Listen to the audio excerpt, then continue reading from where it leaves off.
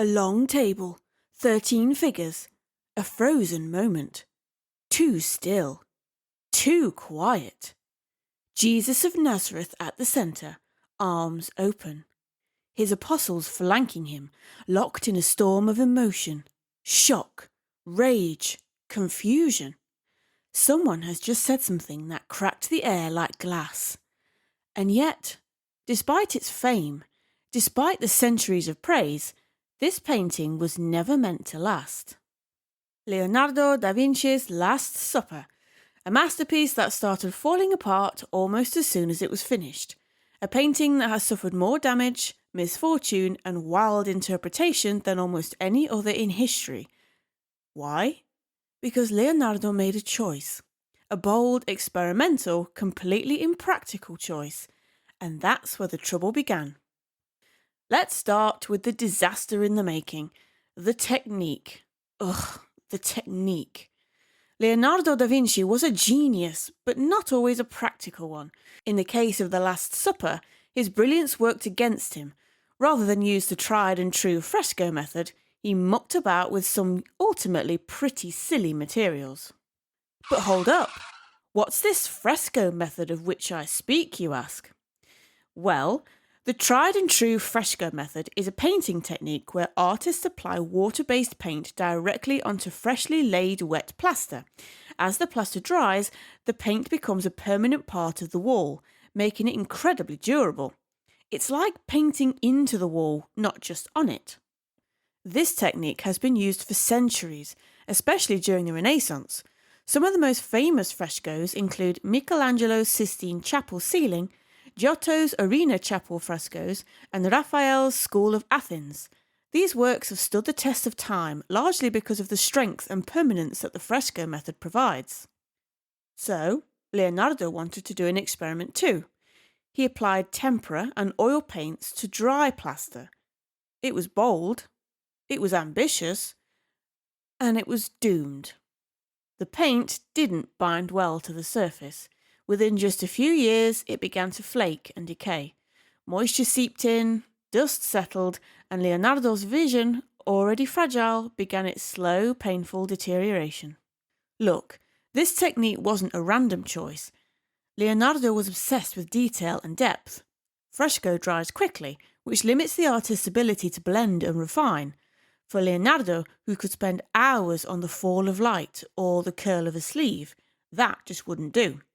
He wanted softness, dimension, almost a painterly realism uncommon in mural work at the time, but by choosing the artistic control over structural longevity, he set the painting on a course of decay before it even had chance to shine. And this choice wasn't an outlier for Leonardo. He was notorious for starting grand projects and abandoning them midway. The Battle of Angari, another mural commission, suffered a similar fate. He experimented with wax and oil mixtures that caused the painting to melt off the wall. His notebooks are filled with inventions and ideas left unrealised. Even his most famous work, the Mona Lisa, which we've gone all the way into in another of our fascinating videos here on Arts Wonders, was never delivered to its commissioner. Leonardo wasn't interested in deadlines or deliverables. He was chasing perfection, and perfection for him often meant unfinished or unstable work. But the Last Supper didn't just suffer from technique, it also endured centuries of abuse, some of it thoughtless, some of it violent. In 1652, rude monks had a doorway cut into the wall of the refectory, removing the lower centre portion of the painting, right where the Saviour's feet used to be. I mean, there are 12 other sets of feet in this painting that you could knock an entryway through.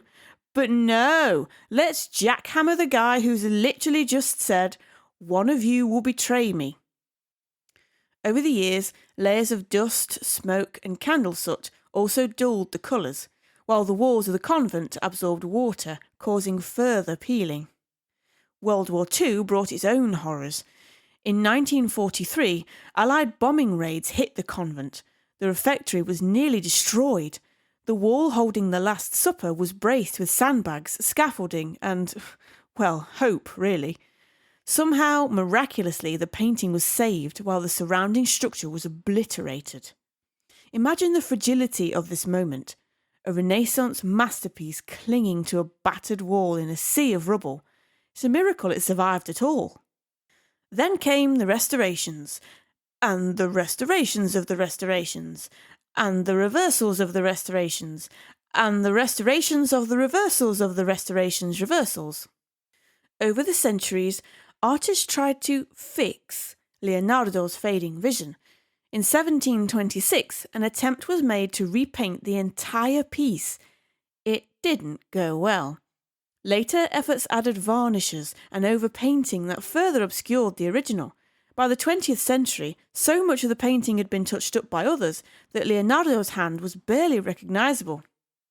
The most extensive restoration took place between 1978 and 1999, a full 20 years of work. Using microscopes, lasers, and infrared cameras, conservators peeled away centuries of damage, aiming to recover what little remained of the original. They filled in the missing areas with watercolour, carefully distinguishing between what was original and what was added. The result was controversial. Some say it saved the piece, others say it erased the ghost of Leonardo. Thankfully, we do have two nearly identical copies, likely made by Leonardo's assistants before the original began to deteriorate.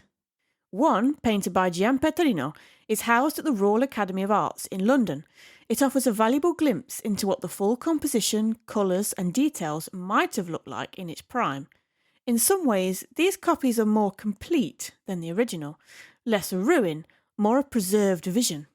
But even in its damaged state, The Last Supper commands awe. Part of that comes from the sheer size. It's 29 feet wide and 15 feet tall, but the true power comes from its composition, which was truly revolutionary for its time. Before Leonardo, depictions of the Last Supper were fairly static.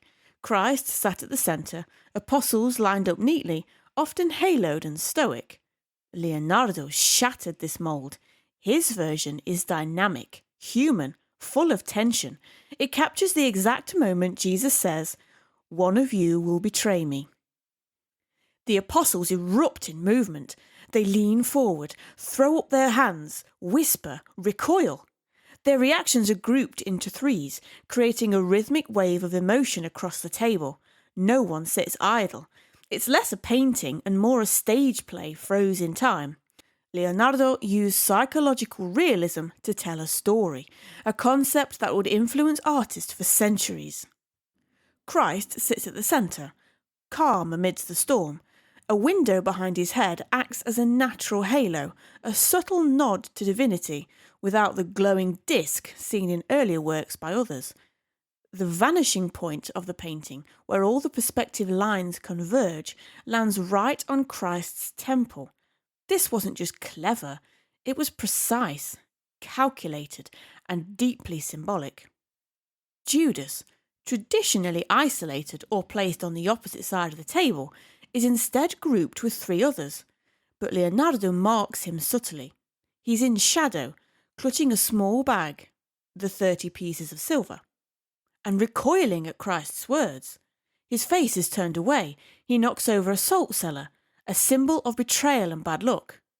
Seriously though, this image is a masterclass in storytelling through visual cues, right? Because there's more. The number 3 recurs throughout. 3 windows and 4 groups of 3 apostles, mirroring the Christian Holy Trinity. The table separates the divine, the seen, from the viewer, the worldly. But Leonardo invites us in with the apostles' gestures and gazes. It's not just a scene to behold, it's one to be drawn into. These choices weren't arbitrary. Leonardo was a mathematician as much as a painter. He obsessed over proportions, symmetry, and geometry. The entire room in the painting follows linear perspective with a precision that was groundbreaking. Artists like Raphael and that cool beast Caravaggio would later build on this, but Leonardo laid the groundwork. And with this composition came interpretations. Endless interpretations. The most famous, of course, fueled by the Da Vinci Code. The idea that the figure to Christ's right isn't John, the Beloved, but Mary Magdalene. Look at the soft features, the flowing red and blue robe, the way their bodies form an M shape together. Coincidence? Maybe.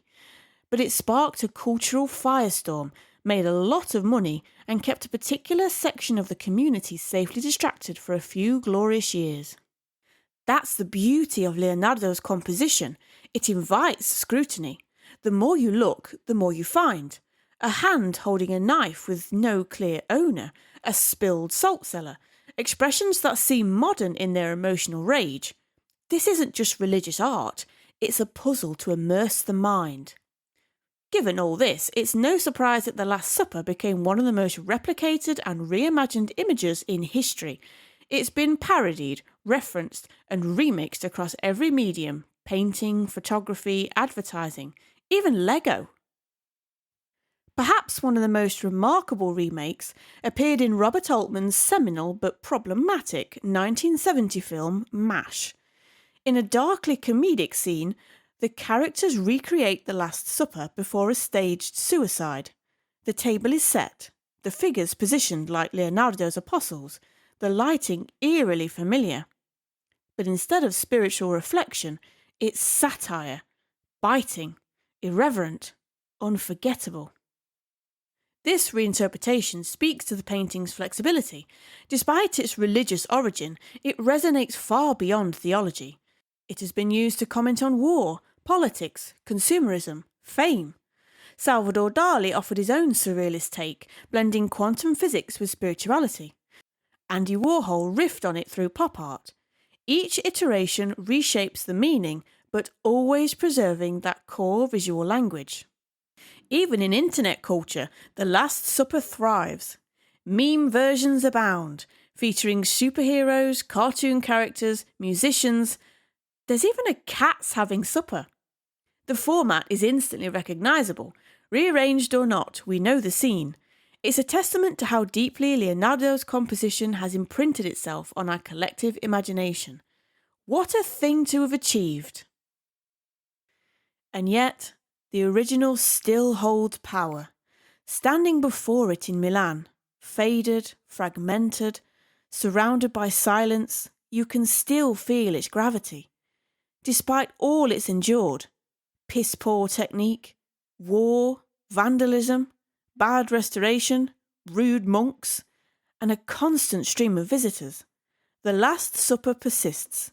Like Leonardo himself, it's imperfect, enigmatic, and endlessly fascinating. This is why the painting was doomed from the start, but that doom is what made it eternal. Keep your art's wonders eternal by liking and subscribing to our channel, so you can find out how to kick doom right in the face, just like Leonardo.